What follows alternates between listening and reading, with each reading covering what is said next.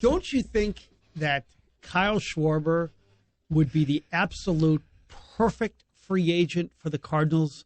A slugger, a DH, a left-handed hitter. If the DH comes in, yes. Well, it's coming, yeah. You think so? Unequivocally. Yeah. Okay. Yes, they should try to sign that guy today. If they know the DH is coming. All right. How about pitching-wise? What about a guy like Marcus Stroman, who is a ground ball pitcher, pitching with a defense with 5 Gold Glovers behind him, and he throws 180 innings? Wouldn't he be perfect? And these are realistic people. This is not Carlos Correa or Max Scherzer, who I don't think the Cardinals are going to get. Which they shouldn't sign Scherzer, even if why? Is that your money? Wouldn't you want him for 3 years? I'm saying for 3 at 37. No, I think it's unwise money spent for the future. So you wouldn't give him $40 million for 3 years? No. And he's going to get that from the Dodgers, don't you think? That's fine. Yeah. Let the Dodgers do what they wanted. Don't let the Dodgers influence what you should do. But don't you think, too, though, we should not go into this season trying to beat the Brewers. We should go in trying to beat the Dodgers. No, I think the team is set up to win the World Series, personally. If these outfielders keep growing, and I think Arenado's going to be better next year, Goldschmidt, I don't know how he's going to be better offensively, but I thought he surprised you with his surge. Yeah, I surprised a lot of people. That's not normal. That was he 34? Yeah. I mean, that tremendous, good for him, great, I love it. But, Goldschmidt's getting to the age. Arenado's 32? Yeah, but he's still in the middle of his. Well, he's not in the middle. He's starting to. He's on the. Well, he just hit 30 and 100. I don't know if he's. That's not my point. I'm saying, if you're going to sign Scherzer for 3, you don't win for the third. You win now. Yeah. I think the team is set up to win now. Well, but not this roster right now. I mean, they need they need a slugger. They need a slugger. They need an innings guy. I mean, you can't let Wainwright lead your team in innings. Yeah. Okay, so I would be content if they brought in a slugger and they brought in an innings eater and say, okay, you're spending that kind of money, we'll make shortstop work. One of those two guys, either Sosa or DeYoung. I mean, look, it's not the Dodgers. You can't have a slugger, a pitcher, and a really expensive. No, what intrigues me is Simeon. That's who intrigues me. That guy, he can flat out hit. What Matt? What is the rumored number for Simeon? Like what would he cost? Trevor Story does it. 24 home runs. History with Arenado. Pretty solid player. Does it? And he will be cheaper than the elite. You look at home and away. It's not pretty. Yeah, but they kind of said that about Arenado. Nah, they did. But St. Louis is a good ballpark, I think, for a guy like Simeon. It could be for Story too. It's just I think you could get Simeon cheaper for less years. Yeah, I wouldn't be opposed to that. But you don't you think being realistic? And Seager is not an everyday shortstop anymore. He should be playing third base. Really? Yes.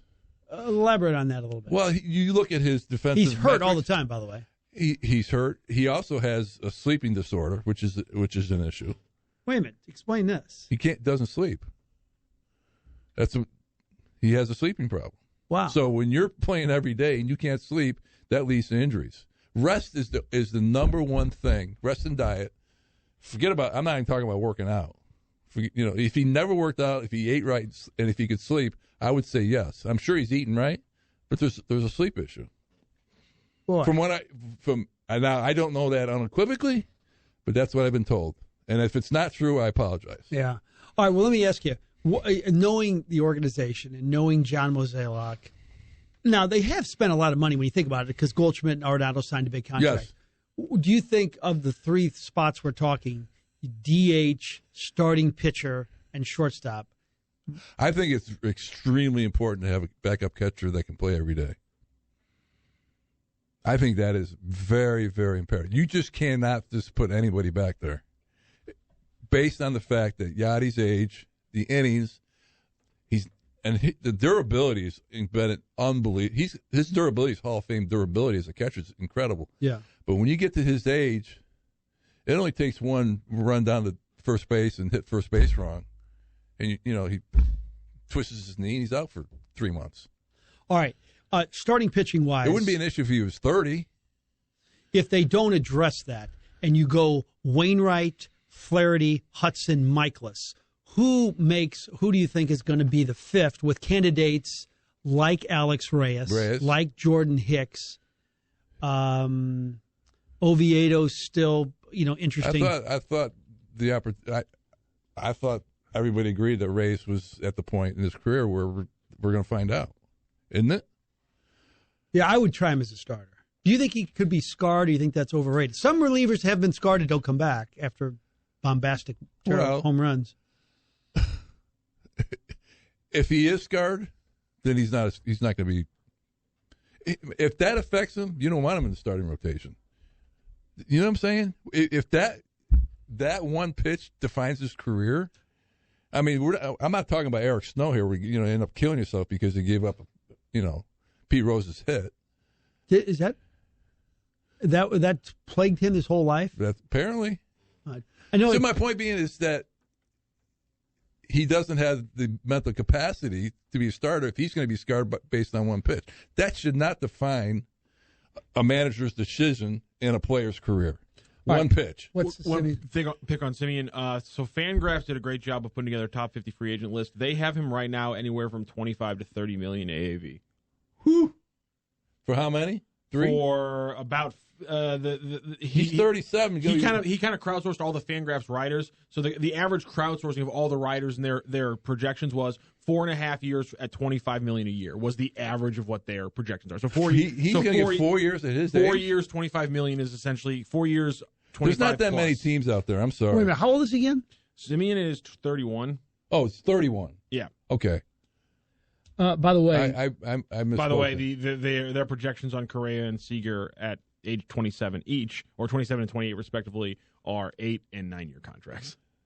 Which, as good as Seager is, man, he's so injury prone. Look at his games played. Oh yeah. How many times has he played 150 games in his career?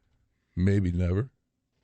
Once. Seager has done that. He has played 150 games in his career one time. He's played 145. So his big totals, but 157, 145, and 134. That's 3 of his years. That is, well, you would hope at $40 million he could play 155 games. You know what I'm saying? But he's got years of 95 and 26 in full seasons. Exactly. I'm kind of a Paul DeYoung apologist. Don't you think that there's still a chance that he can be okay? I mean, everybody said he's done. I mean, I know this is 2 bad years, but one of them is the COVID year. Are you and Mo texting about this? What do you think? Do you think he's done? What do you mean him and Mo are tight, right? Well, I mean, not after his Shildt stuff. We'll get into that in just a moment. Paul DeYoung apologizing is and I'm up front with this. Are we going to say he's done for sure? 27? No, he's being not a starting done. shortstop. He's not done.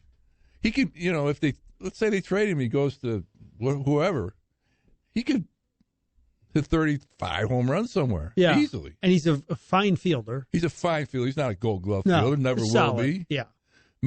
Here's my point. I evaluate a shortstop and a second baseman, a third baseman, not necessarily first baseman. If there's a ground ball for 27th out, that's who I want to hit to, and I'm not scared about it. I'm not scared at the last outs in a very, very imperative game, unlike we saw in our playoffs. You mean with Sosa? He was shell-shocked, yeah. So that's why I think that thing he's never been there, and I don't think he'll ever go there defensively, is my point. How about Tommy Edman winning a Gold Glove after 114 games? Just 114 games at second base, he wins a Gold Glove. But the metrics are pretty good for him, too. Well, they're pretty good, but it tells you that it's interesting how baseball goes through these cycles where you got a bunch of really good third basemen, a bunch of shortstops that are good. What about second base right now? Yeah, it's interesting. Colton Wong's still pretty good, but you're right. He's pretty good. Would you rather have Colton Wong or Tommy Herr in the starting lineup? Tommy Herr or Tommy Edman? Tommy Herr or Colton Wong? Oh, I'll take Tommy Herr. That's my point. Yeah. You know what I'm saying? So, and there was a lot of good second basemen at the time when Tom was playing. But right now, second base, nobody goes like, ooh, there's a bunch of them. Okay, please more Andy Van Slyke. He's wonderful from 314. Andy, Pete Rose said Joe DiMaggio was a penis with a man hanging from it. That was during a Graham Benzinger interview. Hey, look, there's enough books written about Joe DiMaggio that I don't have to say anything negative about him. I have one story. Here's the point.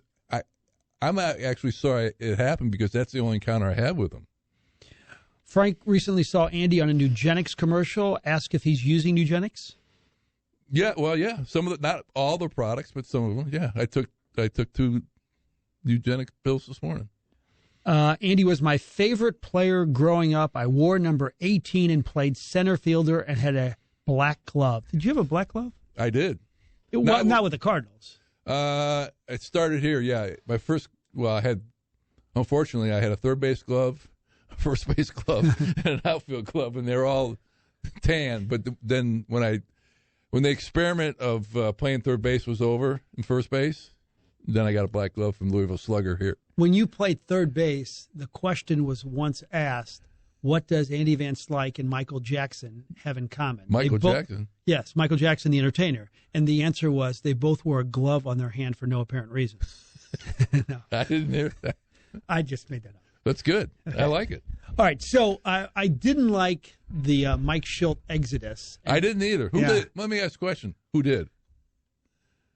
Who thought? Probably Michael Gersh and Jeff Albert. Those are the two. And that's John my Mozeliak. point. So that's all you have. It's like, what is this, buyer's remorse? I mean, let's go Brandon's situation. I mean, it still doesn't make sense to me, and it does make sense to me. How does it make sense? Because it's the way baseball in some organizations is going, where the manager has absolutely no say or power. So they're like turning into an organizational manager. Well, think manager. about it. You went from La Russa to Matheny, Shildt, and now what do we got? Ali Marmol. Boy, that's even more. Yeah, that's trending. Trending in a way that is not trending by accident. How about this?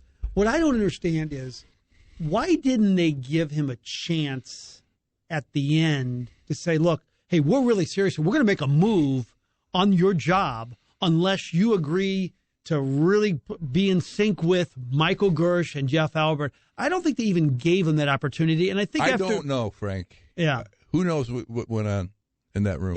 Look. Well, that's not the most disturbing thing about the whole situation. The most disturbing thing is you had a human being put, 25? How many years was the organization? Since it's 18 years. 18 years. Did everything he did to get the job, be entrusted to be the manager of the St. Louis Cardinals, and you don't have the dignity to go fire him face to face. Go to his house. Yeah, the phone call was pretty tough. A phone call? I think he's earned enough to have it done face to face. So it tells you something about what that in itself tells you what he had to deal with. See, what I can't comprehend is the guy is so polite and he's so humble that I couldn't picture him getting like La Russa and being combative and pushing back. Combative, no, but maybe. I mean, can't you disagree and keep your job? I think he understood the dynamics of the team going forward, that the players might have an issue with the hitting coach. I can't say that. But with that said, you still are the manager of the Cardinals. Keep your job. Do everything. The manager of the job is to put people in a position to help. The manager's job is to get the best out of his players. And if that means that you think a hitting coach should be fired, you have to say it. You have to say it. I don't want this hitting coach because I don't think it's in the best interest of my players. Yeah. If that's what happened, he did the right thing. He has a duty to do that. Okay, well, let me just ask you this, though. If you haven't made a ton of money like him and you're the manager of the Cardinals. Oh, so he gives up he gives up what he thinks. His integrity? Yeah, he gives up some integrity to keep his job. But haven't we all done stuff? He's not a politician. Okay. He's not a politician. Let me throw this at you. And if he was, I wouldn't want him managing the Cardinals if he would have did that. But don't we all do that in life? Like, I've had very bad bosses in my life. I have great bosses now, by the way. I love working Channel 5. But I've had really bad ones. But I have 3 kids and a mortgage. I have to, take it sometimes. Yeah, that's a good idea when I'm thinking to myself. Let me tell you something. I had a news director, true story, who said, okay, we're going to send you to spring training, even though our budget's tight, but we don't want you to do a story on Paul Goldschmidt. We want you to do a story on families from Belleville going to watch Paul Goldschmidt. So that's when I finally stood up and said, "No, I'm not going to do that." And they were like stunned. "No, you'll do what I say." Well, no, I'm not going to do that. And what happened? They got fired. They got fired. The news director got fired. Well, there you go. But I've had to take a lot of BS. We all have to take a lot of BS. But here's my point. Right? You did what you thought was in the best interest, not only for you, but for Channel. Was it Channel 5 at the time? For Channel 5. That's true. Right? Yes. You wouldn't have done that if you didn't think it was in the best interest of our viewers. Of the viewers. Yes. Who's in the best interest of the manager for his players? He's in the best position to make that evaluation. Yeah. So you think this? Well, what do you think of the hitting coach? I mean, I don't have an opinion because you're not there. You don't see him teach. No, I don't have an opinion. Could you make a case that? Well, wait a minute. Tyler O'Neill just went to the whole next level. Harrison Bader actually was kind of productive, a near 800 OPS. Some of these young hitters, Tommy Edman was. Could you make an argument that Albert did do some good things? Sure, you can. Okay. Statistically, yeah, absolutely. Or could you also argue they didn't? Do we know that's why he got fired? Though that's rumor. Well, no. I mean, Mo even admitted that there was a hitting coach issue, and he said it wasn't the sole reason. If I'm in a position in an organization, I want my manager to be able to trust his coaches. And if it was a trust issue, then he should be fired, the hitting coach. If there wasn't a trust issue, then sometimes you got to suck it up. I don't know what the situation. I'm just telling the way it should be and the way I saw it when I was coaching under Jim Leland and Lloyd McClendon, and that's the position they took. I guess, and it was the right position. Here's the question I have, kind of maybe because I think this is something that happened during the Shildt and Albert situation. Did you ever see a situation where the manager and the hitting coach didn't know how to communicate? No. They didn't really know how to work with each other, because I think that might have been seen that. I think that's something that definitely is in the cards of what happened. And there was a communication issue where Jeff Albert and Shildt got to a point where they didn't know how to communicate with each other. I've seen players get hitting coaches fired. Yeah. Absolutely. Yeah. Do you think a hitting coach had a big role in your stardom rise in Pittsburgh? Who was your hitting coach? Do you remember? Bill May.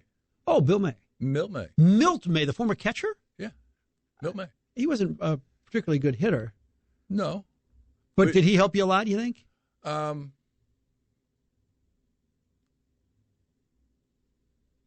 mean, do they have much of a role? I mean, Charlie Lau became kind of a star because I became a better hitter when I talked to the best hitters in the game. Like who? Tony Gwynn. So you would pick Gwynn's brain when he came to town? Well, they used to have a batting cage in San Diego where I go there. Always when I went to San Diego, I go early and watch him hit, talk to him, his philosophy about hitting. Other players. I talked to Barry, who was great about hitting. But watching here's the thing. I was basically much of a pull hitter in my career, but I wanted to be able to hit 300 one year, so I went to Tony Gwynn, and he really helped me. He taught you about flaring the ball. Well, my two-strike approach was not very good early in my career, and he taught me how to become a good two-strike ball hitter. Yeah. And I ended up, hitting 324 that year, or whatever the case may be. I was in a batting race with Gary Sheffield that year, and it was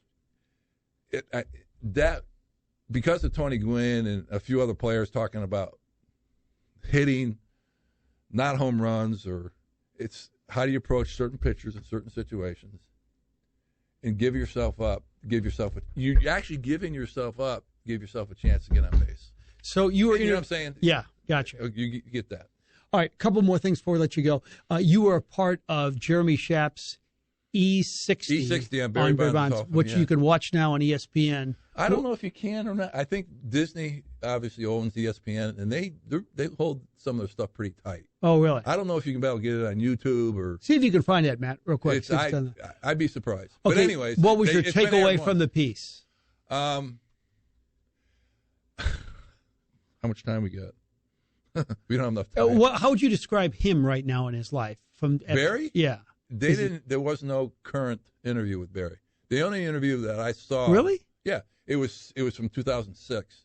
They showed a very and here's the unfair part about I thought a very combative Barry Bonds throughout the whole thing, which he was in certain circumstances, but not always. Not always. They never showed him. Barry could be charming. Barry could. Now I also say he wasn't a good teammate, and then he became a better teammate, but they didn't put that in there. He was angry, that I went to center field. He lost his arbitration case. He called me he made a race issue out of me playing center field. He called me the Great White Hope, and I laughed it off. I didn't care. That race was never an issue for me. You had a physical confrontation with him one time, right? Yes, in the locker room, yeah. And how'd that go? Went my way because I went to go punch him the second time, and my arm got grabbed, and about 6 or 8 guys jumped on top of him. And that was still 40-40 Barry, not. I wouldn't have done early that in 2000s Barry. I said, Barry, we're cool. And when's the last time you've seen him in person? I don't remember. Yeah. I don't remember. Huh. So. But you believe he should be in the Hall? Oh, he was a Hall of Famer before he went to San Francisco, and a couple of years when he was there, and he was the greatest player after he made his physical change. Yeah. How about Clemens? Look, we got here's the most nauseating thing about this whole thing. You got 3 players taking steroids and a commissioner that all benefited from steroids in the Hall of Fame. Yeah, that's a good point. How about McGuire? Should be in. It was it's. But sort could of, you argue it's sort of like he was not a Hall of Famer before he got on the steroids? He had some great years, but he was basically not playing. He got on the steroids, got healthy, then went crazy. Well, he might have been out of it. Who knows when it started? It was he was on him a long time. Let's just say that. Okay. But that was the era of baseball.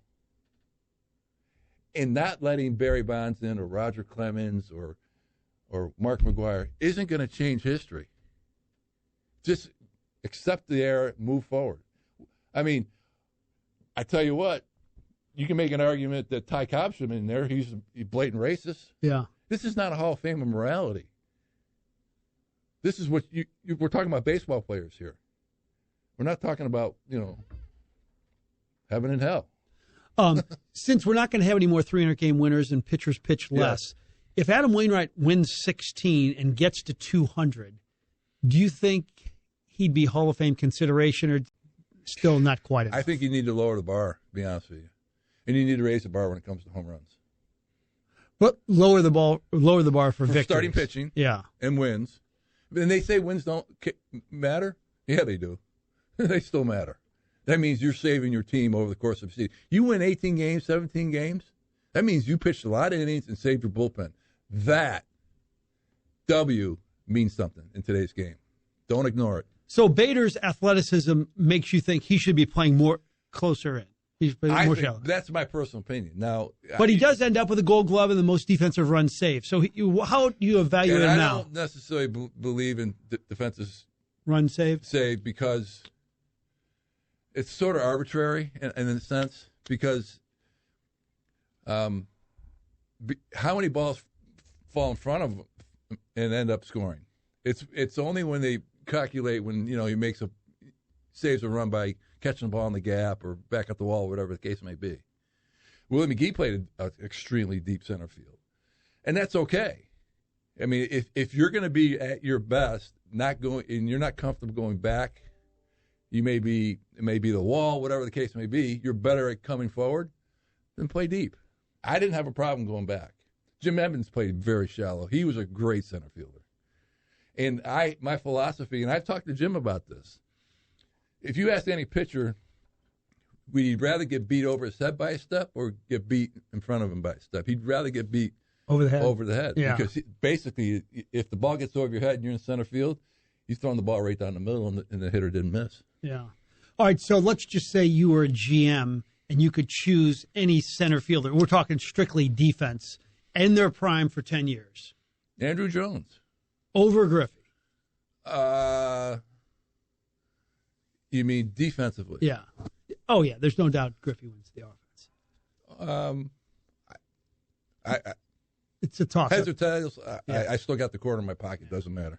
All right. What about Tyler O'Neill defensively? What do you think? What are you seeing there? I like him. He's in the right position. He makes a few errors, but yeah, I mean that's just his. Did he have 7? Matt, check this out, which is kind of a high total for a left fielder and winning a Gold Glove. Yeah, but he makes a lot. He makes up.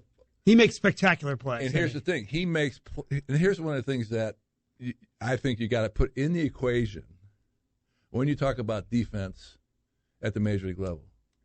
He makes plays. 9.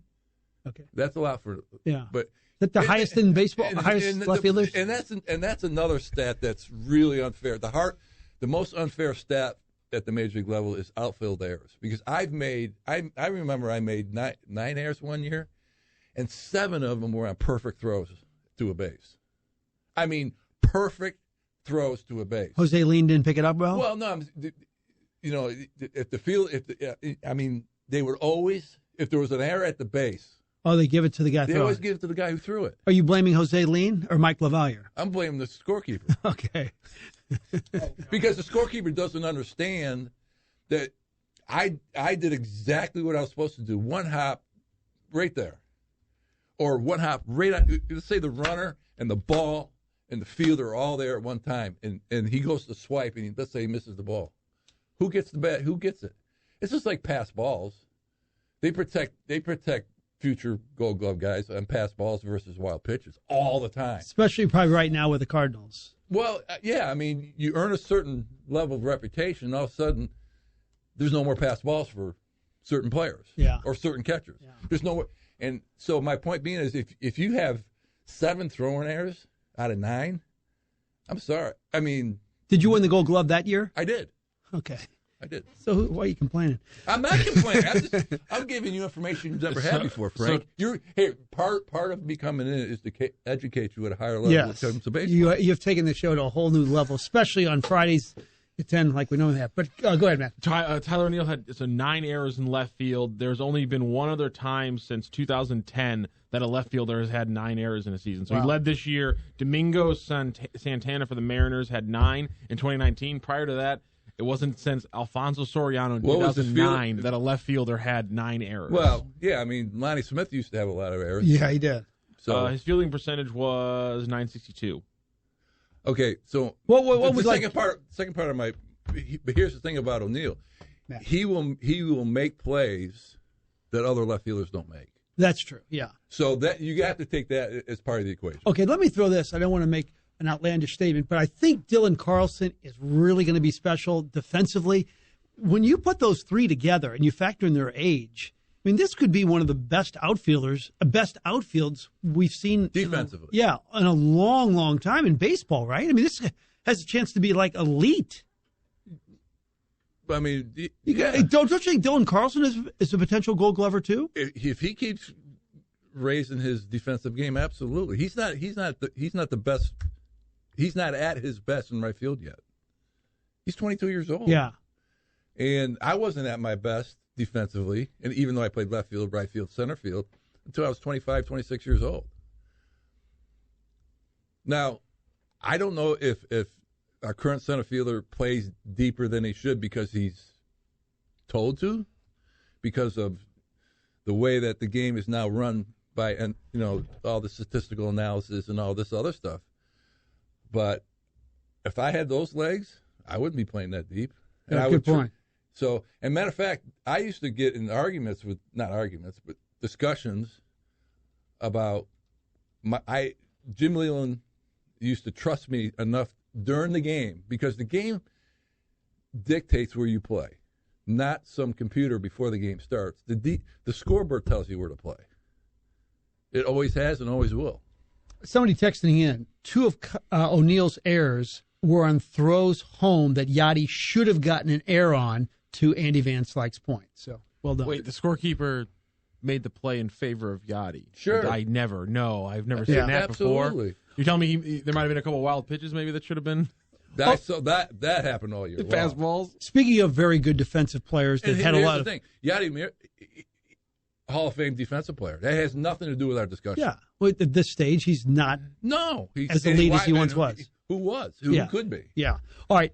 Give me Nolan Arenado's air total as we talk about great defenders with high air totals. All right. I was surprised that...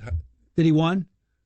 No, I'm not surprised he won. I was surprised at the level of errors that he had this year. Yeah. I expected a cleaner fielding season. So how many? He had 11 errors. Was that highest in the National League? At third base? That can't be. Let me double check. Well, he's one of the few everyday. I mean, he plays. Yeah. All the teams factor in chances. Yeah. So I mean, that's part of it too, and he makes plays that other third basemen don't make. Okay, yeah. So let me ask you this: since you played in an era with great defensive third basemen, you saw Scott Rowland. I'm sure you didn't see Brooks. Saw Terry Pendleton. Oh, there you go. Oh God, no, it did not lead the third base. Well, Wilson was terrible in Chicago, and he only played half a year. Yeah, committed to third base.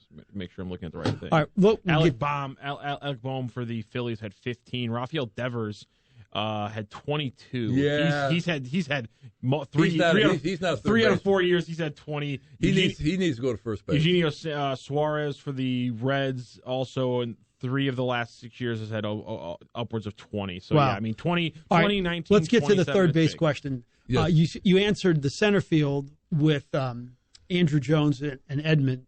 No, not Edmonds, and Griffey.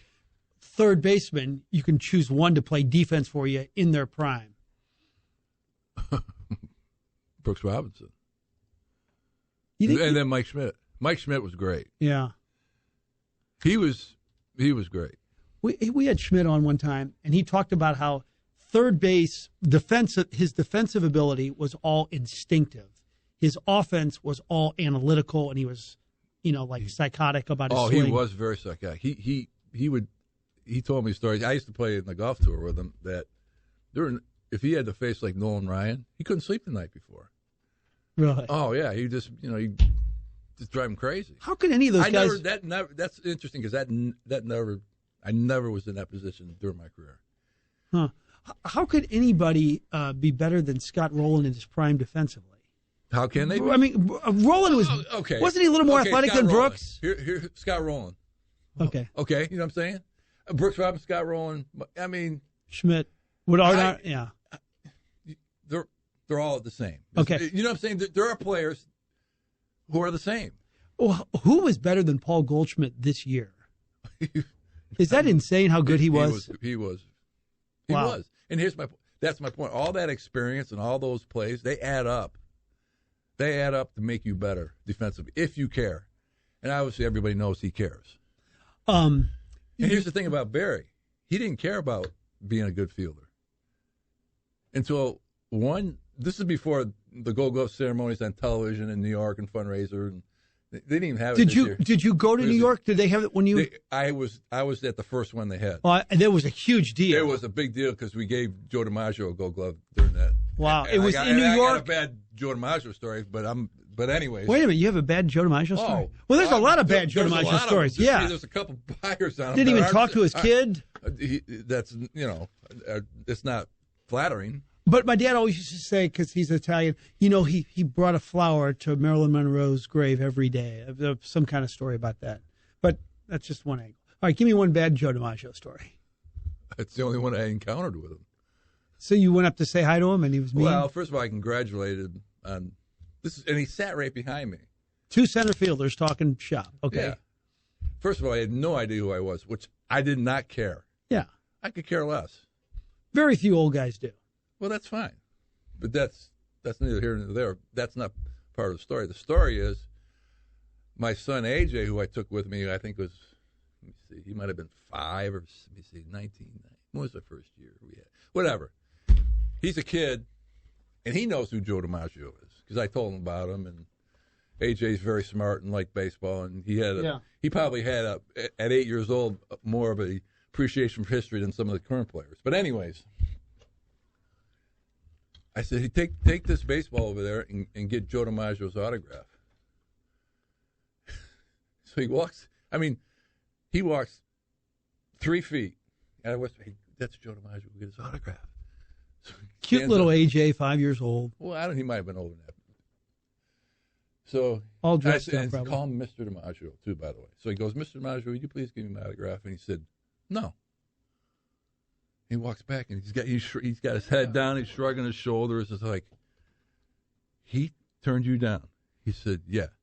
He said, okay, you and I are going over there. I said, Joe, Andy Van Slyke. He kind of looks at me like, so what? And I don't even know who you are. Kind of. Yeah. You know, I mean, that's exactly what he was thinking. So I said, I wanted to go glove along with you tonight, Joe. This is my son, AJ. He'd really appreciate it if you gave him an autograph. Just sign your name.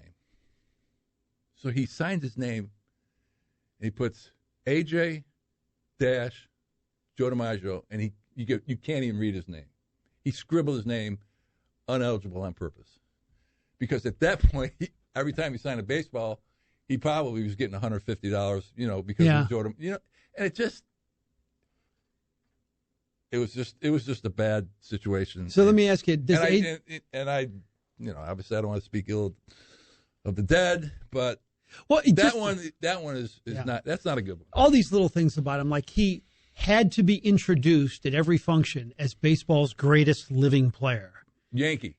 No, baseball's greatest living player. Oh, is that every right? function. Yeah. I had heard that. Yeah. And here's another thing is, like, we have Ted Williams has the facade of being the arrogant jerk and the terrible guy. But actually, Williams was actually kind of kind and outgoing. And when I encountered him a few times, absolutely. Yeah. Absolutely. Now, but, when you make a commercial with gray hair and you smile and you're the Mr. Coffee, you mean? You're Mr. Coffee. You portray this image. And, he's not the first athlete to portray an image that's not true. So, or, a politician or actor or whatever the case may be. Let me ask you, is AJ permanently scarred when you hear the name DiMaggio? Oh, he's been laying on a couch for over 30 years now. No, but he didn't like DiMaggio after that for a long time. That's interesting. I'll have to ask him that. Because I was just texting him this morning. One of the PGA events at Belle Reve, Dom was really young, and Mickelson was just walking, and he asked him for an autograph, and Mickelson blew him off. And Dom just despises Mickelson to this day. And Alex, who's a left-handed golfer, has always loved him. I always like Phil. And Dom just, he's the biggest jerk ever. Does he still say that? Oh, yeah. But sarcastically. Yeah, not. Yeah. He's not scarred. No. So. All right, we have Andy Van Slyke with us. And here's the thing. I'm not going to give Joe a pass on that one because that's different. This is a ceremony. But Phil Mickelson or even Matt Carpenter, who had a tremendous article in the paper, by the way, the other day. You mean in the Players Tribune where he thanked everyone? Oh, it was awesome. Yeah, it was one of the best articles I've ever read in the last 30 years about a player's appreciation for. Yeah. It was tremendous.